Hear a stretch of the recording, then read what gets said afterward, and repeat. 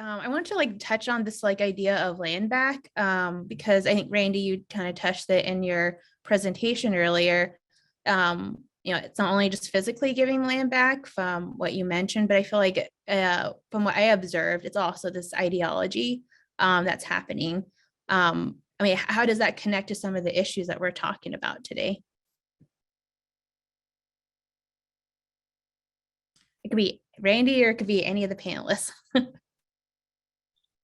I'll jump in real quick. I think like, at least from what Randall was talking about in terms of like consolidation and some of these buyback programs, like the federal government has announced they're going to do again, you're increasing like a tax base, which then becomes a self like generating source of revenue for tribes.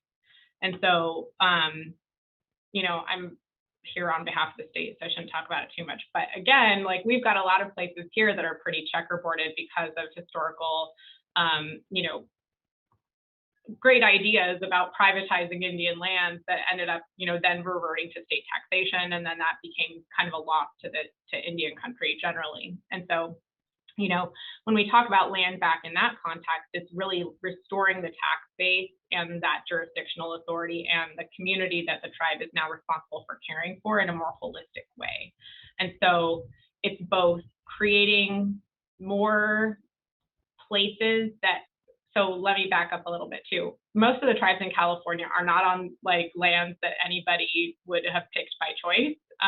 There were 18 treaties that were negotiated where like some people agreed to go somewhere, they all went there, and then Congress didn't ratify them and hid them for like many, many, many years. So you had a bunch of Native people coming back to the lands that they thought were their homes and finding these giant ranches that were guarded by militia or other types of things. So where tribes are situated now is not necessarily like the most resource rich, the most water rich, the most like infrastructure developed. And so as tribes are able to repurchase, which is also an icky thing to have to even say, but repurchase or regain or get title to lands that are, actually theirs and were taken from them, you're also creating more opportunities for some of this innovation. Like if you can get like tons of acres of your ancestral forest, you've got an opportunity there to manage those forests, have access to sacred places, increase mental health and outcomes for your people, because now you can do things like,